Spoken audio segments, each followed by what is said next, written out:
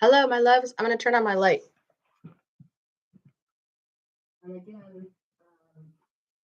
in my office, sitting on the floor, because I still have my. Well, that didn't help. That made it worse. My brain's machine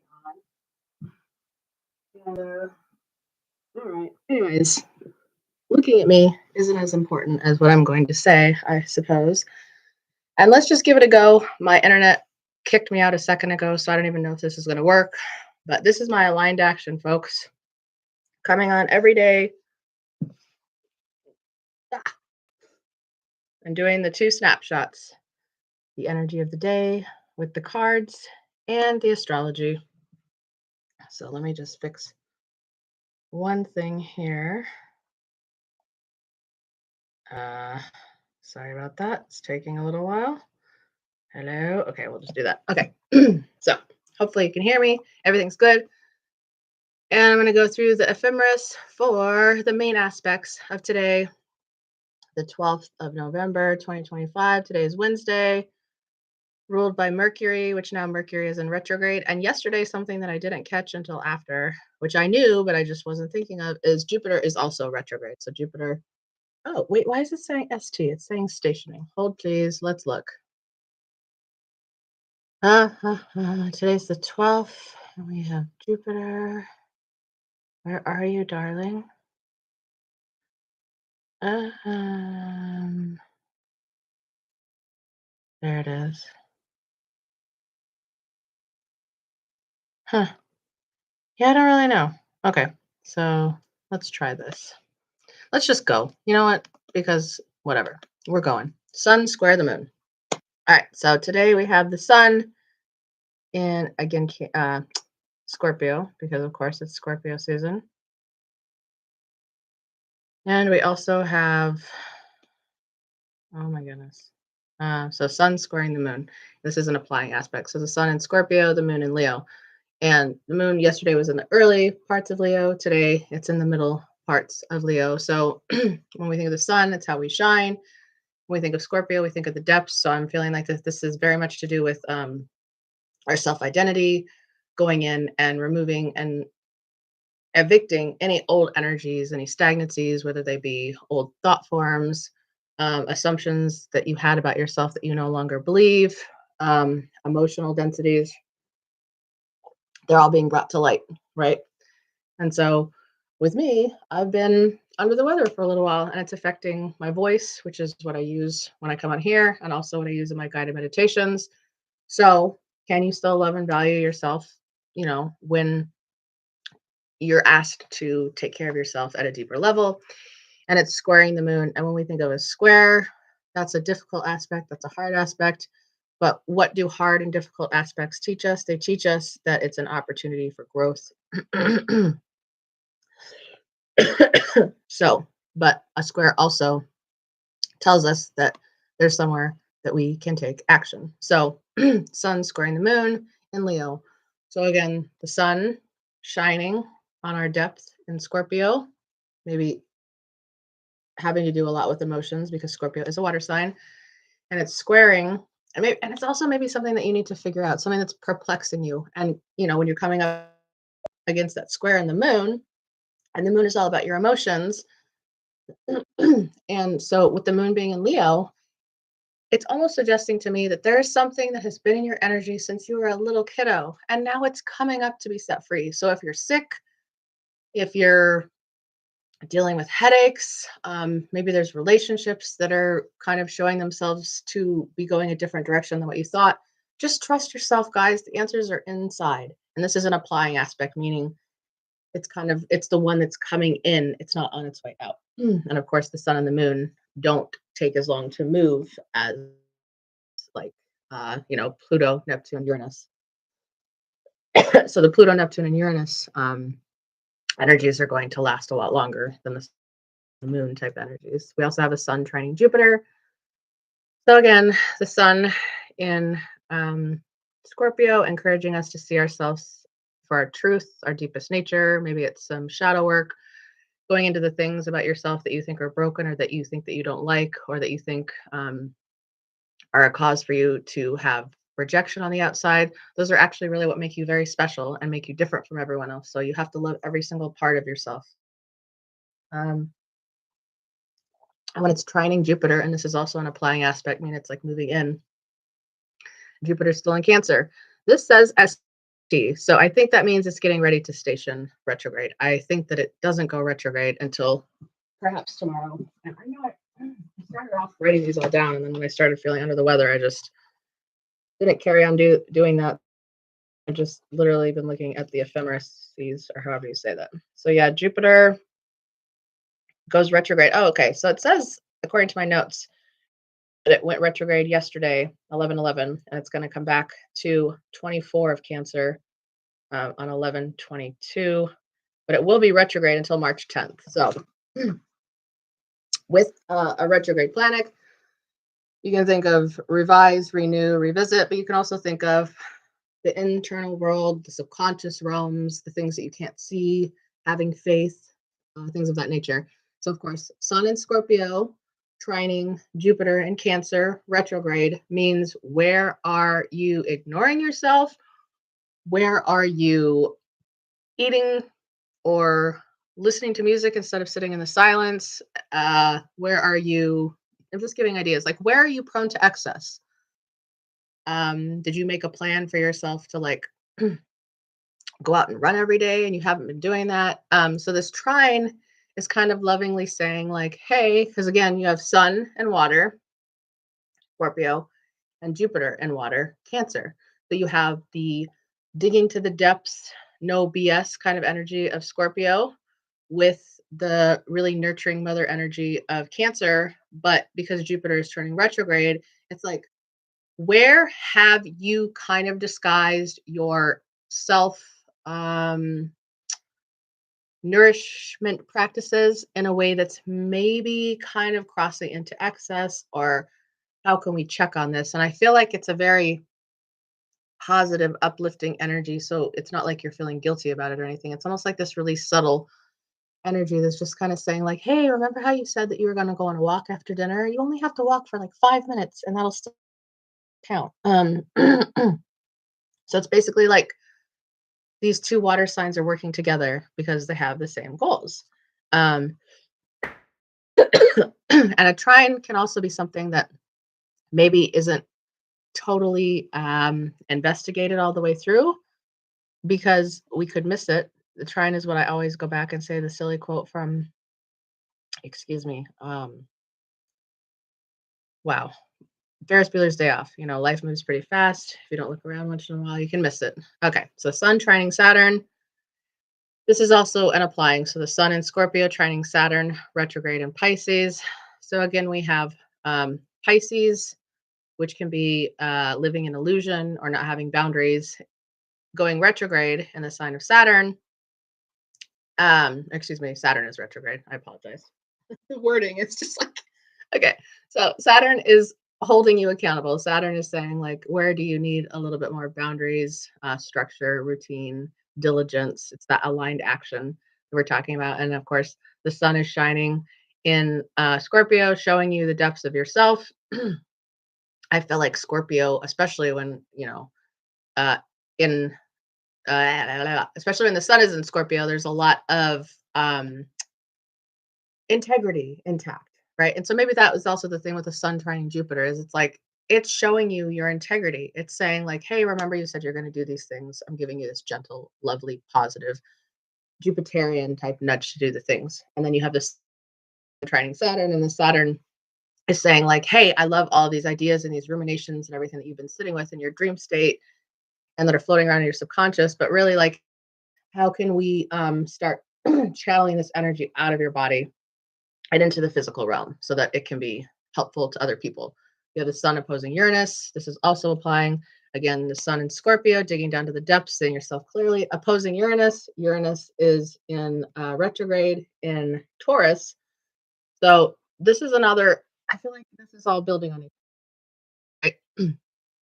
Where are you not changing? Where have you held yourself to a higher standard, but it's kind of just like floating around in your mind or in your emotions, and you haven't gotten it out of your body and into the physical, tangible reality, which would be Taurus. Maybe it's something that every single year you say you're going to do and you almost do it, but you just don't do it. And this year it's like, you're going to do it. That's how I see this. Sun trining Neptune, again, Sun in Scorpio, trining Neptune. Neptune is in Pisces retrograde. So, again, how can we dig into the depths of ourselves, see ourselves more clearly, hold ourselves accountable, and how can we bring this beautiful vision from Neptune and Pisces, this thing that we see, this grand vision for the world, this grand vision for ourselves. Maybe it's a hobby, maybe you want to start a garden, maybe it's a new profession, maybe you're, transitioning out of an old position into something new. Maybe it's as simple as just seeing yourself more clearly. But the sun in Scorpio mixing with this beautiful energy of the Neptune in Pisces retrograde is saying, like, Neptune and Pisces is where you dream. It's your dream state. It's your subconscious. It's the subliminal realm. It's your faith. And the sun in Scorpio is saying, where can you dig down into the deepest depths of yourself, remove any kind of energetic baggage, get it out of your system, and hone in on your dreams. Mercury conjunct Mars. And this one's pretty much almost exact. In fact, it is exact today at some point because as of them writing the ephemeris, it's at 1 degree. So a conjunction could be, generally speaking, up to 8 degrees of an orb. When it's a 1 degree orb, obviously, if it's exact, then it's like that's a very tight conjunction. So again, Mercury and Mars are both in Sagittarius. So Mercury is the mind. And what do we know about the mind? We know if we think about Gemini, because Mercury rules Gemini, the mind is dualistic. It's got those two polarities. So you have to be careful of your mind playing tricks on you. But I really kind of think this energy is cool.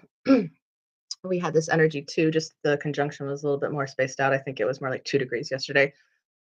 So Mercury, your mind energy in this forward movement of Sagittarius, holding hands with Mars, again, forward movement, fiery energy in Sagittarius, forward moving, fiery energy. And I think this is all about what you think and how can you think your own thoughts. In terms of expression, I always say, how do you know the difference between when you need to speak and when you need to listen? And I feel like that's one of the most important lessons that Mercury, especially when it's retrograde, can teach is sometimes the best form of expression is to not say anything at all. It doesn't even mean you have to agree. It just means you let things be as they are, which I feel like could be kind of a challenge because even though, yes, this is a harmonious aspect, that just speaks to the nature of the aspect. If you have Mercury, which is air, mind energy, in Sagittarius, which is fire, conjunct Mars, which is fire, in Sagittarius, which is fire, you have 3 to 1 fire versus thinking. So slow down the thinking to action, like trigger. And yesterday was all about me being misunderstood and letting people misunderstand you and not jumping to conclusions. So this could be a little bit of that, but I feel like this is more like, where do you just want to act just because you're so sick of not acting? Just wait. Don't do it yet. Let this connection between your mind and your solar plexus kind of work themselves out. And then at some point, yes, you're going to have to bring it to your heart, which is where all of this, like water energy, I would say, is coming into play to help you. The sun in Scorpio, Jupiter in Cancer, and they're trying. And then, of course, you also have Mercury opposing Uranus. So again, Mercury, the mind, in the fiery energy of Sagittarius, which wants to do new things, forge new paths, and it's coming up straight against Uranus. And these are also applying aspects. So they're like incoming, I guess you could say, right? But of course, anytime we think of Uranus, Neptune, Pluto, these ones are going to be longer standing energies because they don't move as fast. And since Uranus is retrograde and it just moved back into Taurus, I think it was the 8th. I can't remember the exact day. Actually, I can just look because I have it. Yep, it was the 8th. So whereas Uranus was in Gemini, which it was all in the mind, now Uranus is in Taurus, which is all about tasting, touching, physical things outside of yourself. Think of like a 2-year-old who just puts everything in their mouth because they're realizing for the first time in their life that they have something outside of themselves. And maybe it's not exactly a 2-year-old, but it's the second. Oh no, sorry, that would be the third. I'm just going to stop there. Yes, it's the second house. Taurus is the second house. So, okay. So if Mercury is opposing Uranus, and I actually want to give a shout out to someone this morning who joined my live. They asked me to speak slower. I do realize I speak really fast, so I will work on that. I apologize for that. um, so Mercury opposing Uranus. Let this kind of sink in for a minute, especially after we just talked about Mercury conjunct Mars is all about I want to move forward with my ideas. And Mercury opposing Uranus is saying, where can you move forward with your ideas in a way that's going to benefit you in the long term? Because Taurus is a very diligent, consistent physical energy. Anything that manifests physically has been energetically in the making for a little while. Um, so I think that this is kind of like this checkpoint of energy where it's like, what are you thinking? How do you want to act it out, get it out of your body, right? So we have like the three different energies. We have the mind, which is air energy. We have the fire, mind, Mercury, air. We have the fire, Sagittarius. And then we have Uranus, which is like the higher mind or electricity. And Uranus is the planet of revolution in Taurus. This very physical, tangible, put your money where your mouth is, slow burn, you know, waking up every day and doing your due diligence, doing your aligned action, even if it's just writing something down on a notepad, but doing something every single day. Mercury opposing Uranus is where can you be diligent in the thoughts that you want to turn into actions? Because you have to make sure that you are checking in with every single part of your energy. You're checking in with your thoughts, with your heart, with your solar plexus. Um, and how can we make sure that we are, I want to say in integrity, but it's not even necessarily that. It's like, I want to make Uranus and Taurus wants to make sure, especially in retrograde, that anything that you're thinking and acting on is something that is deliberate, that isn't passive, that is very intentional. That's what I like. Okay. Mercury trine Neptune. So Mercury, the mind, and that fiery Sagittarian forward moving energy, the explorer energy, making this beautiful trine to Neptune and Pisces. This again, I feel like this is like your dream journal. Like write down your dreams every single night, and then once you get into that Mercury opposing Uranus type energy, and you're starting to write it down and really deliberate on how you're going to bring it out of your body in a tangible way. This is the step that's towards that. We have Venus square Pluto, Venus, what you love and value, and also the sign of Scorpio, which is so beautiful, is squaring Pluto. So Pluto is in 1 degree of Aquarius. So right now, the way I'm seeing Pluto in Aquarius is basically like everything we do for the good of ourselves also is for the good of the people in close proximity around us, our family, and it extends out to our community, and it extends out to the whole of the world. And this is a separating aspect, so it's been here for a while. So Venus squaring Pluto. So Venus, what you love and value about yourself and your emotions and your intensity and your depth, because it's in Scorpio, squaring or challenging, I guess you could say, Pluto and Aquarius.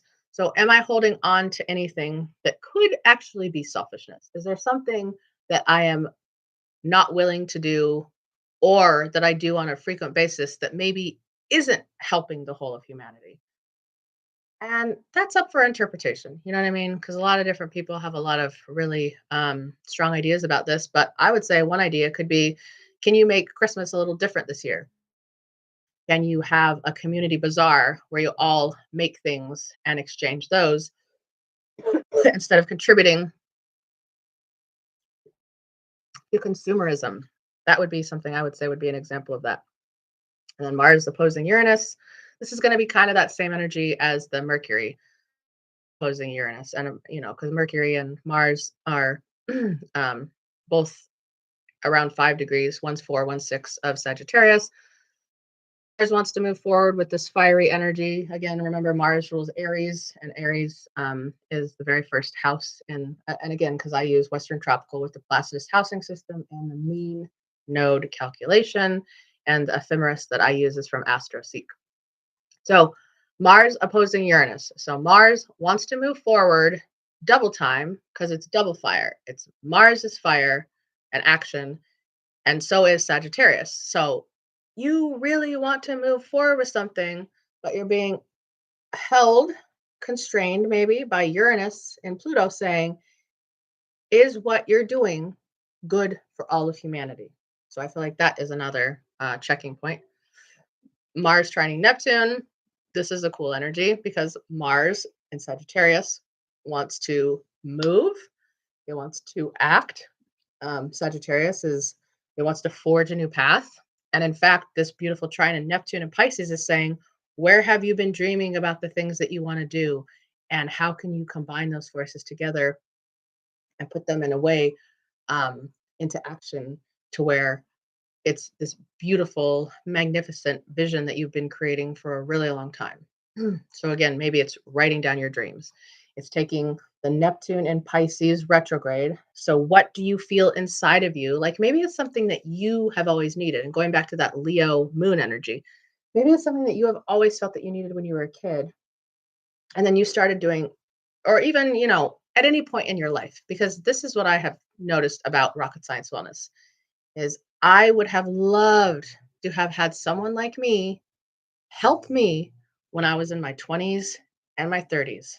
I feel like that is exactly what this energy is it's like you need to just place your energy upon it and it will give yourself permission to grow. Whereas with the sextile, it's that whole thing that I always say, Bosh, get off your ass and start knocking on doors. So Mars in Sagittarius is very much action, action, action. You got the sextile, which again is an action, and you got the Pluto in Aquarius. So the action that you're doing for yourself is also good for the whole of humanity. So I think yesterday I even mentioned this in terms of protesting. So, if you're someone who has the ability and has the drive and you want to go protest, I feel like that could be something. This could be as simple as like I think I even said this yesterday, bringing your own bag to the grocery store, starting a small compost pile. There's this really cool thing you can do called a lasagna compost, I think is what it is.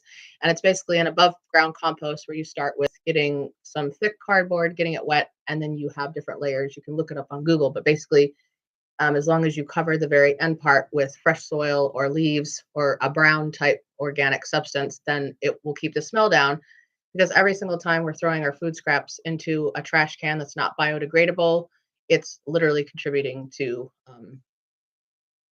like it doesn't contribute to anything for our soil. And if you know anything about our soil, it's not great, folks. And I don't know about where everybody else lives, but here in Arizona, it's like this vibe where people have rocks and they spray poison on their weeds and they have rocks. And everybody should just do what's best for them, but that's not what's best for me. And we actually have worms in our yard, which is kind of like unheard of for an Arizona rocky, nutrient deficient soil. But it's because I let the leaves just stay where they are, and then they turn into mulch. And I am by no means a gardener. Like all this stuff is very new to me.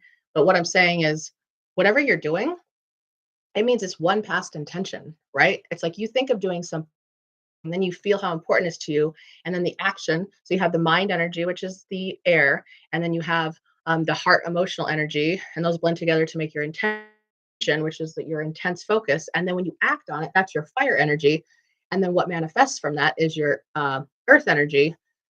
But I guess basically what I'm saying is all of the intention that goes into you bringing your own bag to the grocery store or you reusing a jar more than once, it's the action makes a difference, but really what makes the biggest difference is the thought and the feeling and the intention into it. And that is the stuff that shifts things, elevates frequencies all over the planet. So nothing that you can do is too small. So get off your ass and start knocking on doors. I'm such a dork. I just think that that's hilarious. And I love talking about it. Okay, Jupiter trines. And so again, Jupiter retrograde in Cancer. Where are we maybe?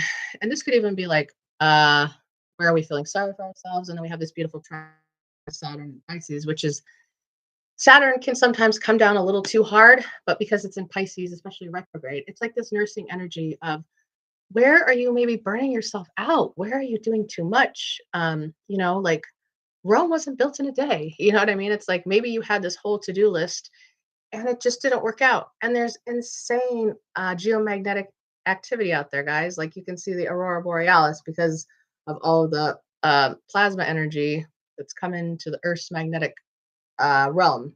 And again, I'm still learning this stuff, but this is how I learn is by talking it out. So Jupiter trine Saturn. Okay, so we did that. Jupiter trine Neptune. So again, kind of the same type of energy, except for instead of Saturn holding the boundaries, we have Neptune in Pisces retrograde, which is boundaryless. So this one, you might, even though this is a trine, you might want to just be real careful, I guess I could say, with excess, with maybe feeling sorry for yourself, doing the whole king, because Pluto is all about power. And I feel like Jupiter is asking you expect to expand in the ways that you take care of your home and your family. And Pluto is saying, where are you outsourcing your power to others? Where are you maybe needing to work on your boundaries? And of course, because Pluto is in Aquarius right now, I would say as you work on your boundaries within yourself, then you will start to see on the outside how the world changes because everything is an inside job. Saturn conjunct Neptune. So Saturn in Pisces retrograde, holding hands with Neptune in Pisces retrograde. And this is separating. This has been here for a while. So again, it's this if you dream it, you can do it type energy. But Saturn is holding us accountable. Saturn is saying you have to have some type of structure, you have to have some type of framework. And then you have Uranus sextile Neptune, which again, Uranus is here to deprogram, to defragment, to deconstruct, revolutionize, break down systems that are old or broken, arbitrary hierarchical caste systems, boots on the ground type energy, Neptune in Pisces retrograde. So it's like, where are you dreaming of a better world and how can you actually do something about it? Whether it's something as little as not buying Christmas gifts from big corporations, whether it's trading, like if you can grow something in your backyard and your neighbor has chickens, maybe you guys just exchange like that. So it's how can we become creators instead of consumers because the earth is done with that. The earth is done with us just taking, taking, taking, taking, taking. It's meant to be a free flowing symbiosis, right? We literally have everything that we need. But just like source fractal, because it's intelligent, humans want to try new things. We want to try things out. I would even be one to say that the very inception of many of these things that have kind of gotten to the point where they're not really, strictly speaking, good anymore, like chemtrails, I would say that at the very beginning of their inception, they probably had a positive reason for going forward. Just like, you know, um, I think it's so Uranus is conjunct Sedna. And I know that this is like a little off because Sedna is, I believe, a trans Neptunian object. I don't think Sedna is in the Kuiper belt. I could be wrong. She might be in the Kuiper belt, but she's a dwarf planet. The last time Uranus was conjunct Sedna was the pre-pottery Neolithic era. And you know what happened then? That was when we started making farming become more commercial. And that was when we moved from like community-based trading systems to kind of like a free market system. And I might be getting some of the details a little off. This is just me remembering it from talking about it a little while ago. But basically, the planets are suggesting, and I think the people are also suggesting, that we're all kind of sick of this transactional nature of our reality.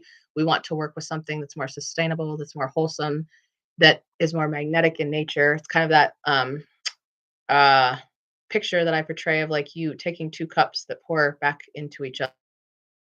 That's the way I see the nature of our reality shifting and moving. And if you think about everything going on with Snap, it's helping us see how strong our communities are.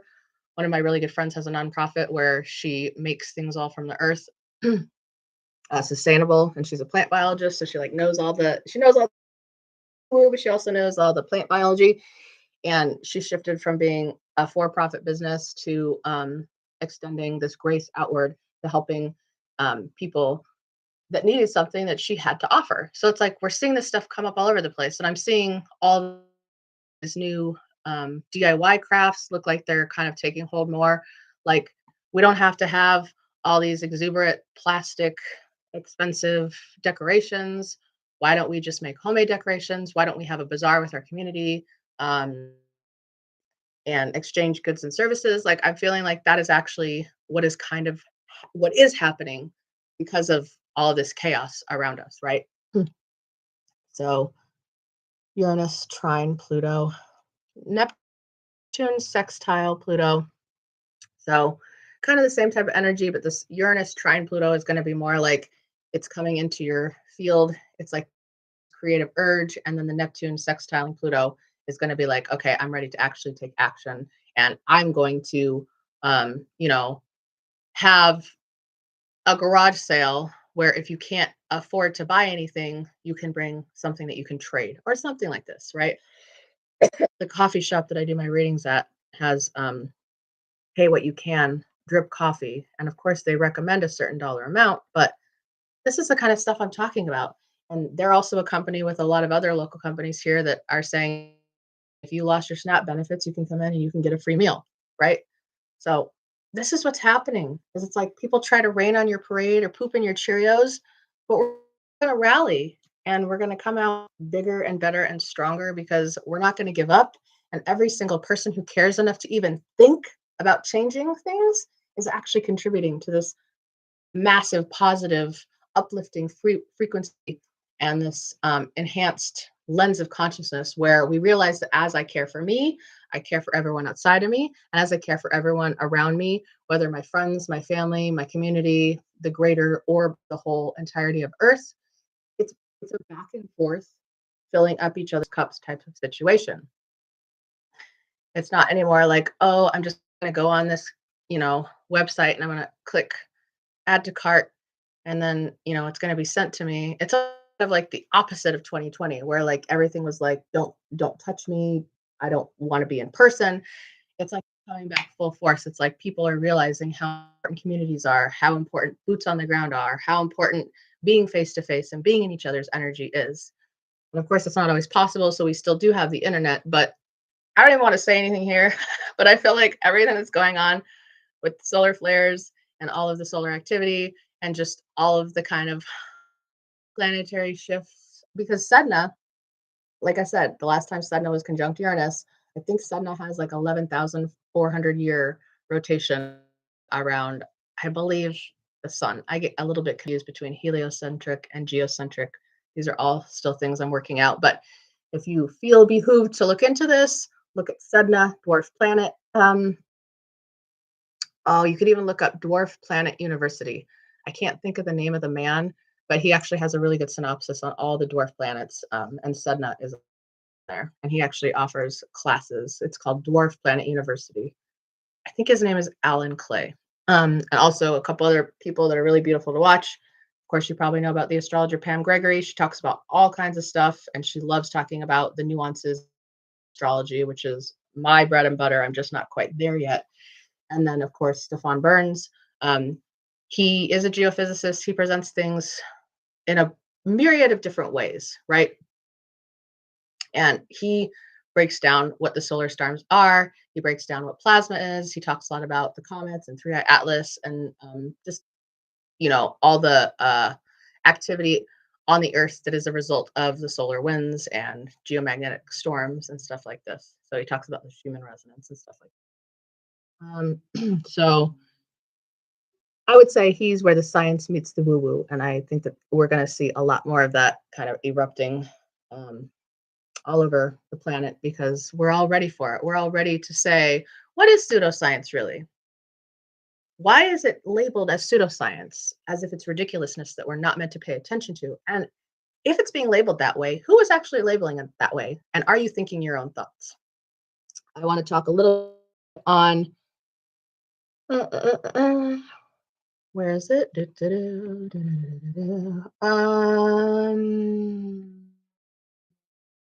So the node trining the sun. So a node in 14 degrees retrograde Pisces, um, trining the sun in Scorpio. So where are we headed as a collective? And that would suggest with the node being in Pisces that we're not, it would actually very much be saying like pseudoscience is science. Because what is science? It's something that we try to reproduce. It's the whole point of science is to make a hypothesis in which we're trying to disprove the hypothesis. There's not really such a thing as proof. It's actually just means it hasn't been disproven yet. So, attachment, attachment to needing proof is a very physical, tangible, 3D ego perspective of which there are many different lenses from which to see the world. And if you're ready to stop seeing the world through the eyes of the ego, through the eyes of density, I compare this to scuba diving. You need to drop some of the weights off of your weight belt because otherwise you're just going to be down in the density. And if you want to cling to your science and cling to your density, then you're giving yourself an opportunity to enhance your consciousness, in my opinion. And Chiron is trining the moon and squaring Jupiter. So with Chiron and the North Node, oh, I'm sorry. Sorry, guys. No, North Node's trining the sun. The Chiron is trining the moon. So Chiron, again, we talked about this yesterday. The orb is 6 degrees, and I believe a trine can go up to 8 degrees. So I think it's applying what I think it might have been a little bit stronger yesterday, but it's basically like this inner child healing, is the way I'm saying it, because you have Chiron in Aries. So Aries is associated with the first year of life when we think of the 12 houses as the hero's journey.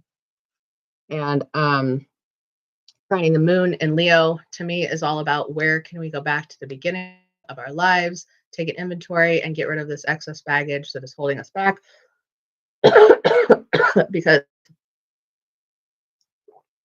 the moon, which is our emotions and our mothering energy, in Leo, which is our childlike sense of wonder and creativity, it really wants you to be able to see yourself clearly. It really wants you to transmute any difficulties, any limiting self-beliefs, any childhood wounds. Maybe they're coming up in your emotions and they're flooding out of your eyes like water, crying, so that you can see yourself more clearly in that sun in Scorpio energy. I apologize for that. Okay.